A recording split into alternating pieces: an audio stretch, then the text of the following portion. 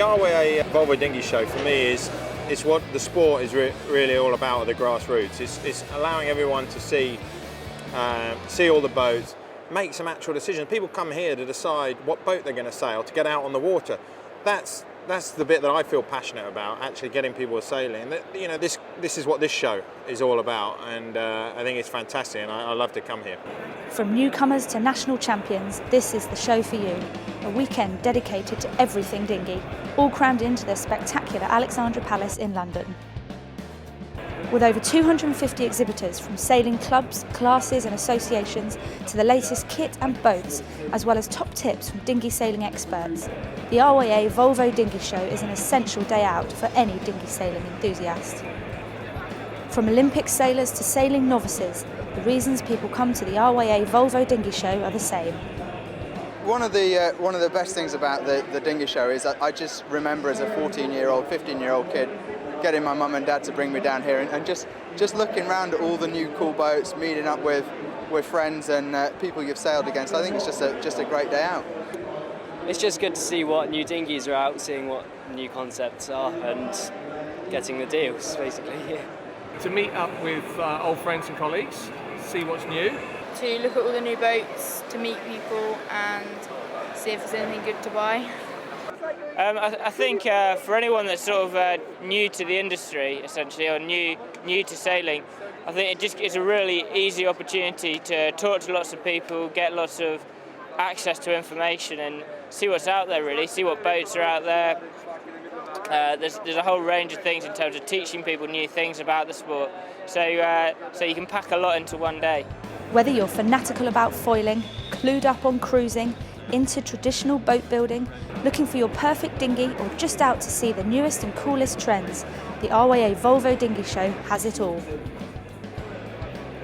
From the builders of the Olympic fin comes to Votti Sailing's brand new asymmetric hiking dinghy, the D1. An exhilarating single-hander that combines close tactical upwind racing with the fun of asymmetric performance. A choice of 3 rigs and adjustable wings increase the tuning possibilities, allowing a variety of helmsmen to sail this boat competitively.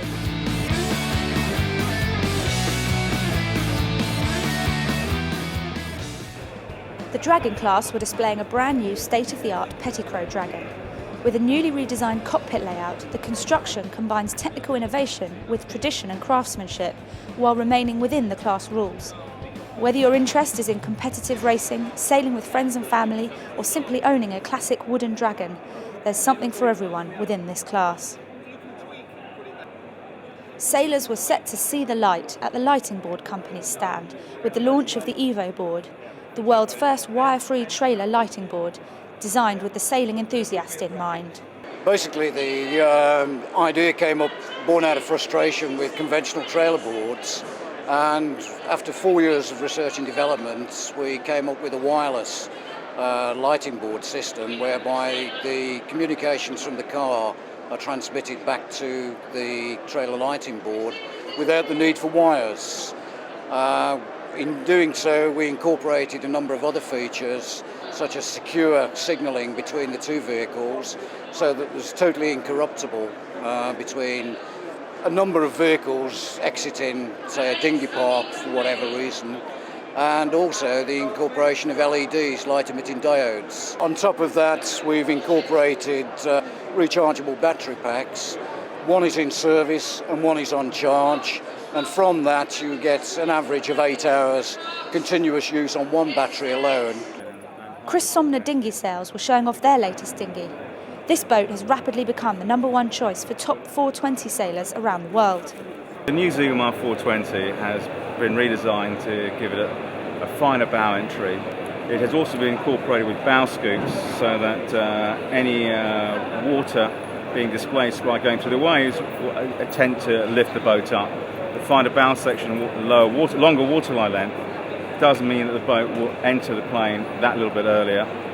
There's also been redesign on the centreboard case to make it narrower, and also the side tanks are not as wide as they were before, which allows more room inside the cockpit of the boat. The 18-foot skiff class made a welcome return to the dinghy show in the centre of the Great Hall. The three-man 18-foot skiff is the pinnacle of high-performance dinghy racing, attracting the world's best sailors to the national and international Grand Prix circuits. The 2009 season is set to be action-packed with the inaugural International Championship in Brittany.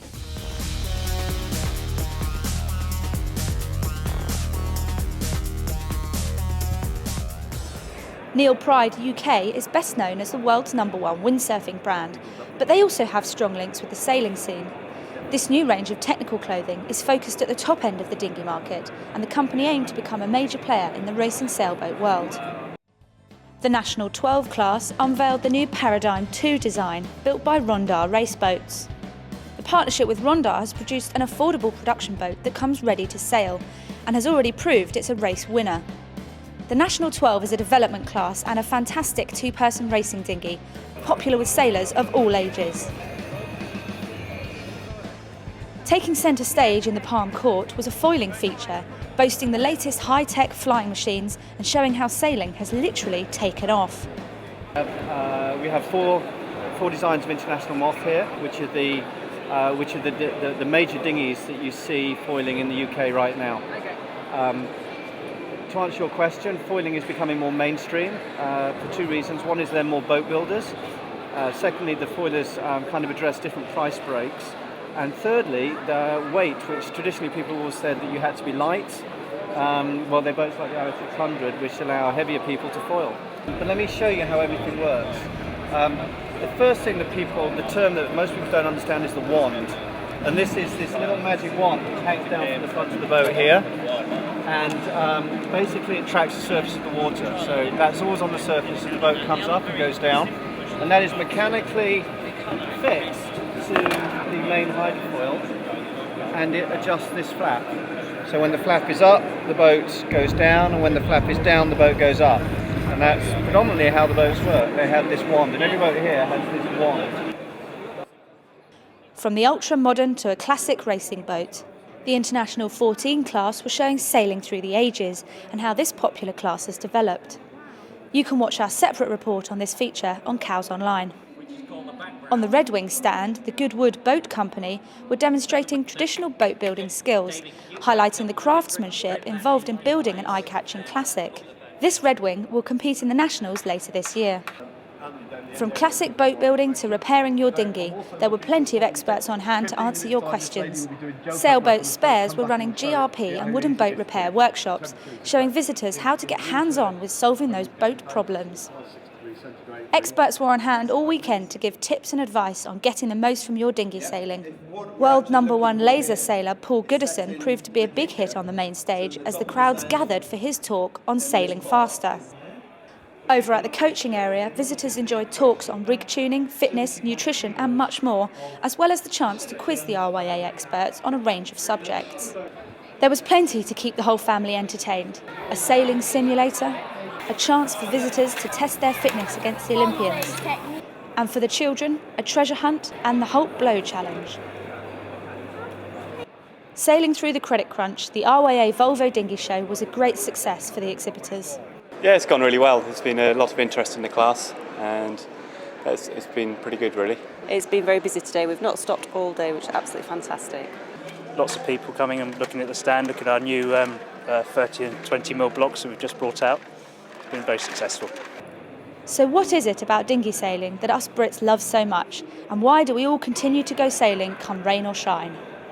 I like the challenge that it provides as a professional, as a lifestyle, as a profession.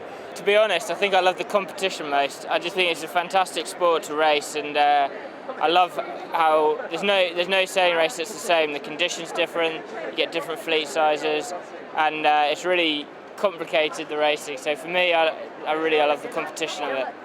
I think it's, for me, sailing a laser by myself is just literally I'm out there on the open water by myself, and kind of everything that goes right is because of me, and everything that goes wrong is because of me. It's kind of a personal challenge against the elements almost. It's the pure enjoyment and the challenge of going out, and all the conditions are always different, and it's always good to be out with your friends and challenging them. I live in the middle of the country, and dinghy sailing is about the only sailing that you can realistically do within a few miles of your home, and I think that's the main appeal. the thought of being out on the water and in control of things, and you can't think about anything else about what you're doing. I think just that we are an island, so sailing is in our heritage, and I think that it's quite a cheap, accessible way of just getting out on the water and having fun. And I think with the environment as it is, it's also a good, clean, healthy sport, and I think the more participation, the better it can be.